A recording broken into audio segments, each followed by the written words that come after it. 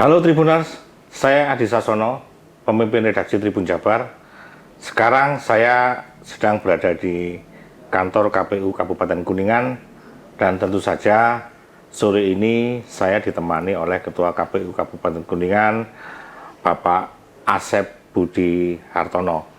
Selamat sore, Kang. Selamat sore, Kang. Ya. Sehat, Kang? Alhamdulillah. Gimana? Kang Adi sehat juga? Sehat juga. Oke. Kang, terima kasih sudah diterima di sini. Ya, Alhamdulillah. Ya, terima kasih juga dari Tribun Jabar sudah berkunjung, sudah bersilaturahim ke KPU Kabupaten Kuningan. Ini merupakan satu kebanggaan juga bagi kami KPU Kabupaten Kuningan sehingga beberapa hal bisa tersampaikan ke masyarakat melalui Tribun Jabar. Ya, siap. Kang, sibuk apa hari ini, Kang? Hari ini tentu kami memanggil beberapa teman-teman PPK, mobil khusus divisi SDM, keterkaitan untuk kesiapan besok karena untuk kaitan tes wawancara bagi calon badan ad hoc PPS.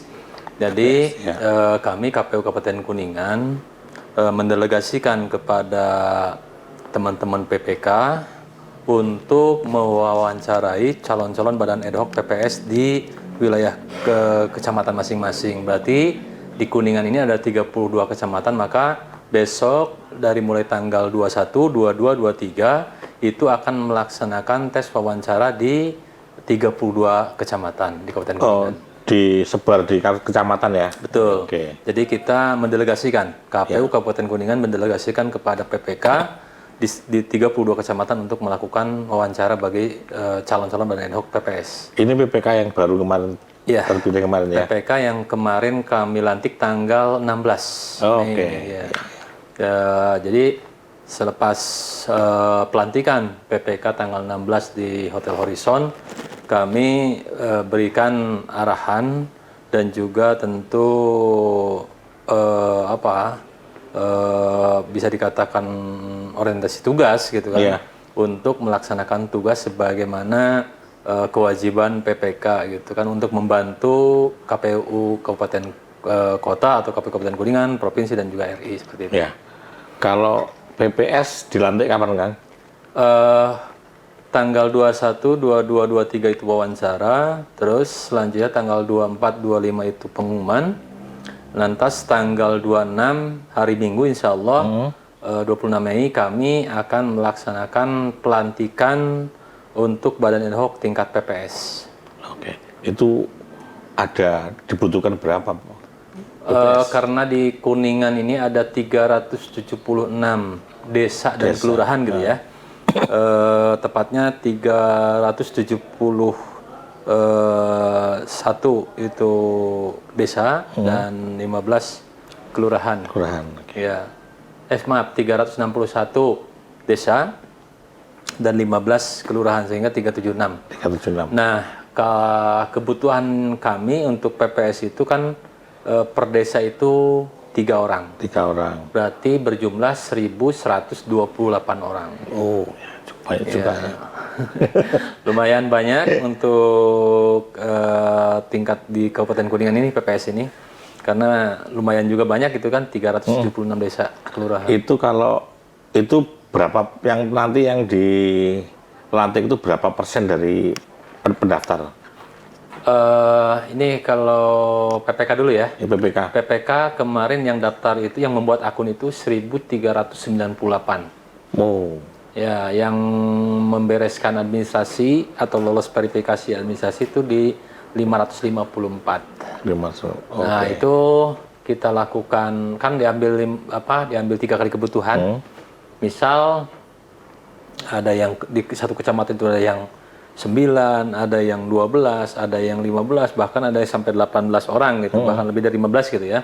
Ketika emang kalau dipukul rata 3 kali kebutuhan aja 15 kali 32 itu kurang lebih 480 orang gitu kan. Itu yang kami lakukan tes wawancara, dan setelah dilakukan tes wawancara kami menetapkan kurang lebih sebanyak 160 orang. 160 orang PPK. Ya, yang tersebar 5 orang tiap kecamatan.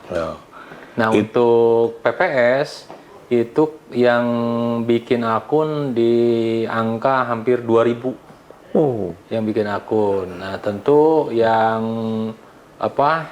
mengikuti tes wawancara karena lolos verifikasi ya di angka hampir 1.400 1.500. Itu yang tentu setelah dilakukan tes CAT, tes tulis. Nah, kita udah umumkan tadi dan lanjut besok tes wawancara diambil 3 kali kebutuhan.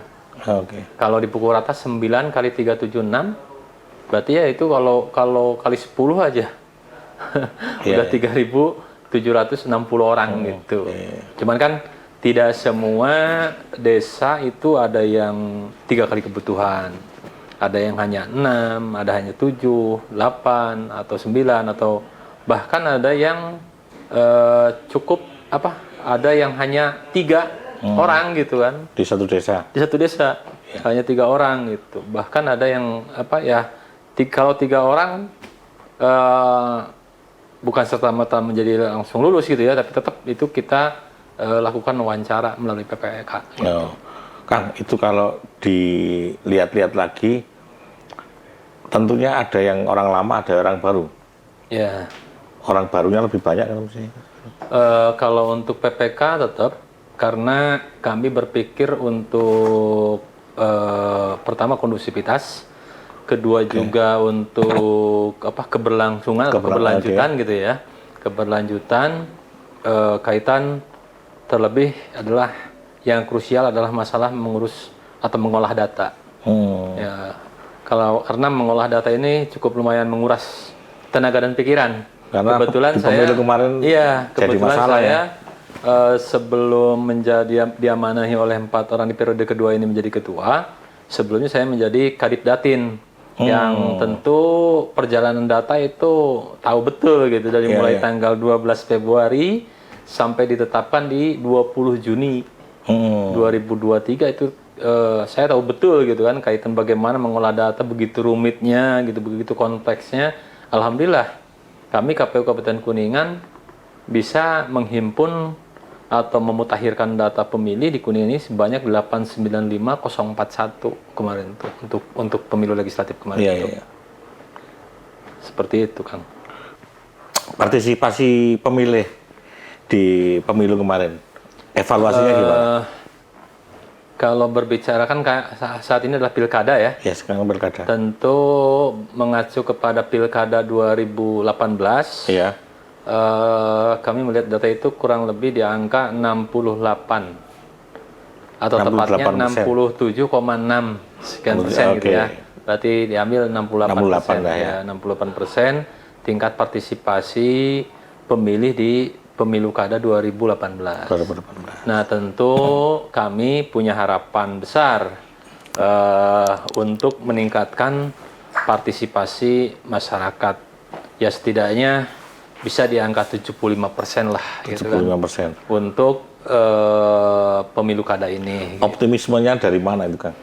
Ya tentu pertama kami kan memiliki perangkat yang kemarin gitu ya, perangkat di pemilu legislatif, dan juga tentu momentum pasca pemilu legislatif ini juga kan setidaknya masih ada aroma-aroma gitu kan. Ya. Jadi masyarakat berapa bulan aja ya, belum padam. Masyarakat mudah-mudahan antusiasmenya cukup tinggi gitu kan. Kalau melihat dari pemilu legislatif aja 76% gitu kan. Ya kalau andai kata kami berharap atau memiliki target 75% ya setidaknya kan paling tidak sama dengan hasil pemilu legislatif. Gitu.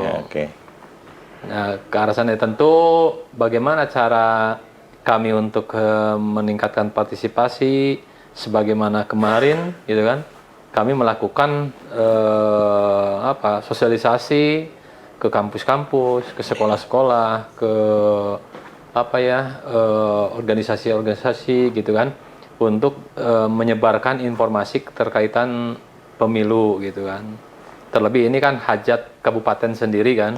Tentu harapan kami masyarakat Kuningan bisa memiliki antusiasme tinggi untuk menentukan calon pimpinannya, tentu dengan datang ke TPS di waktu yang tepat gitu kan, di tanggal 27 November 2024.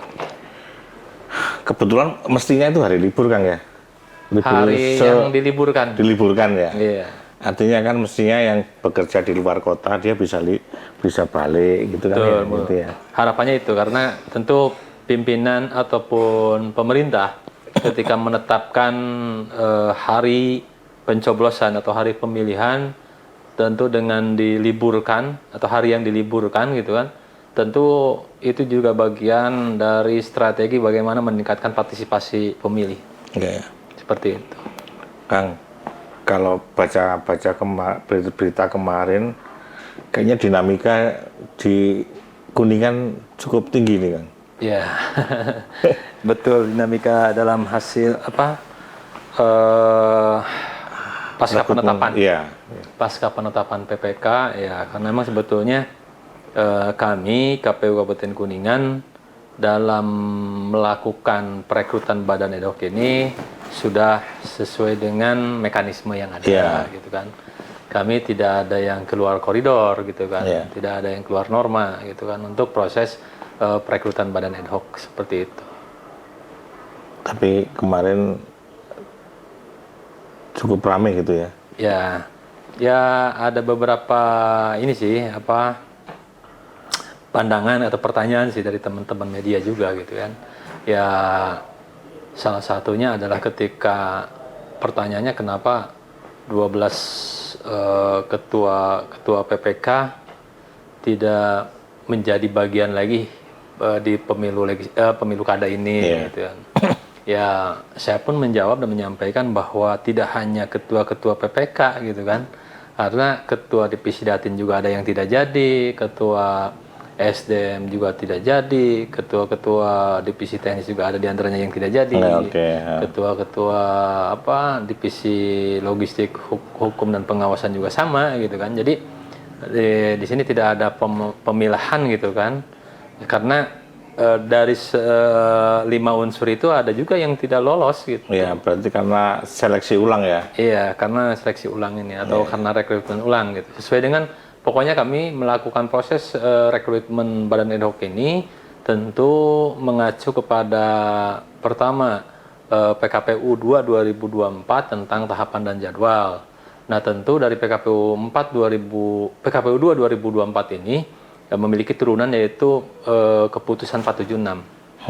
Nah, di keputusan 476 itulah petunjuk dan teknis kaitan dengan proses perekrutan badan ad hoc, baik mulai PPK, PPS, dan nanti untuk KPPS. Seperti itu, Kang. Kang, kalau secara umum selama Kang Asep berkecimpung di KPU ya, ini periode kedua berarti ya? Ya, periode kedua. Apa sebenarnya persoalan umum yang seringkali dihadapi oleh KPU terkait dalam dinamika masyarakat Kuningan? Ya, sebetulnya kaitan untuk dinamika di masyarakat gitu ya. Ini ada sedikit yang bisa dijadikan satu instrumen pembeda gitu ya. Kaitan dengan partisipasi pemilih gitu. Seperti apa itu? Ya kan kalau kita melihat partisipasi pemilih di legislatif sampai 76% gitu kan untuk periode 2024. Untuk periode 2019 itu kan di angka 74%. Nah, sedangkan di pemilu kadanya kan hanya 67,67%. Jauh ya? Iya, jauh kan, lumayan gitu kan. Itu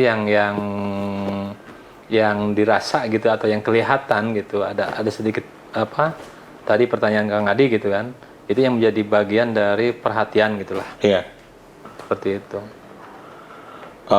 Selama ini nanti ya menjelang pilkada, berarti pola-pola sosialisasinya harus lebih, kalau obat itu ya manjur gitu ya. Tentu di bawah kepemimpinan Kadit SDM Parmas gitu ya, Pak Aup Ahmad Mustafa, tentu memiliki trik-trik lain gitu ya. Tentu ini juga bagian dari bagaimana meningkatkan partisipasi. Ya, kami tentu tidak akan melepaskan konsep yang kemarin di pemilu legislatif gitu ya. Tentu dalam artian tidak melepaskan itu salah satunya kan tidak mungkin kita tidak sosialisasi ke kampus, tidak mungkin kita sosialisasi ke sekolah-sekolah gitu yang notabene Gen Z ini kan luar biasa gitu berpengaruh terhadap partisipasi pemilih gitu kan. Nah tentu kami akan melakukan sosialisasi kembali ke kampus-kampus, ke sekolah-sekolah, ke organisasi-organisasi, ke tokoh-tokoh pemuda gitu kan, untuk bagaimana supaya menggiring masyarakat untuk mau dan mampu untuk melaksanakan pencoblosan di tanggal 27 November. Oke, ada cara tertentu kan yang mungkin sangat khas anak muda gitu untuk merangkul Gen Z, pemilih pemula gitu. Ya, tentu ini juga berkaitan dengan kenapa kami mengambil salah satu ikon untuk menarik minat gitu ya pemilih, tentu dengan memunculkan kembali salah satu sejarah peradaban di Kuningan, yaitu Bokor gitu kan. Bokor. Kalau kita membaca atau melihat atau mendengar tentang kisah Babat Tanah Cirebon, gitu kan, salah satunya kan ada berbentuk bokor yang menjadi ikon Kuningan. Nah, itu bokor ini dijadikan salah satu ikon atau maskot gitu kan. Dengan kita namakan Piku dan Pika. Piku bagian dari Pikeun Kuningan, Pika ya untuk Pikeun Anjeun gitu kan. Jadi Piku untuk Kuningan seluruhnya, Pika untuk Anjeun, dalam artian bisa untuk personal, bisa juga untuk yang lain gitu. Oke. Ini pemenangnya dari mana, Kang? Dari Kabupaten Kuningan sendiri. Dari Kabupaten Kuningan. Iya, Kabupaten Kuningan sendiri. Yang kebetulan kalau untuk maskot itu yang masuk ke kami itu di hampir 8 karya itu setelah melalui seleksi oleh tim juri gitu kan, diputuskanlah maskot itu Piku dan Pika. Iya. Ya mudah-mudahan maskot Bokor ini bisa menjadi ikon yang memang diterima dan juga menjadi magnet bagi generasi Gen Z gitu kan. Oke. Setidaknya mereka ternyata ini ada sejarahnya. Ada sejarahnya ini ya. Kalau pernah melihat atau mendengar gitu kan, kalau tidak salah saya pun selain pernah membaca, pernah melihat di Antv gitu kan, terkait film Babat Tanah Cirebon gitu. Ternyata salah satunya adalah ada Bokor gitu, yang tentu menjadi bagian ikon Kuningan. Seperti itu. Kalau ini kan jinglenya dengan judul Hayulur. Iya. Ayo dulur, ayo saudara. Hayulur ya, ayo saudara. Oke. Ayo kita semua gitu kan. Nah, dengan bahasa-bahasa Hayulur itu kan bisa masuk ke semua pihak gitu kan. Tidak hanya ke usia tua, tapi emang juga sasarannya adalah ke usia Gen Z gitu kan. Oke. Kang, terakhir Kang, apa yang Akang mau sampaikan kepada para calon pemilih dalam pilkada nanti? Assalamualaikum warahmatullahi wabarakatuh. Untuk masyarakat Kabupaten Kuningan dimanapun berada, kami KPU Kabupaten Kuningan berharap pada tanggal 27 November 2024 seluruh warga masyarakat yang sudah memiliki hak untuk memilih seyogianya untuk datang ke TPS mencoblos pilihannya demi kemajuan Kabupaten Kuningan tercinta. Kang Asep, atur nuhun Kang, sami-sami sudah Kang Adi menyediakan waktu buat bincang-bincang Siap, di sama-sama. sela-sela kesibukannya. Ntar kalau lain waktu malah lebih sibuk lagi, malah nggak ada waktu nih.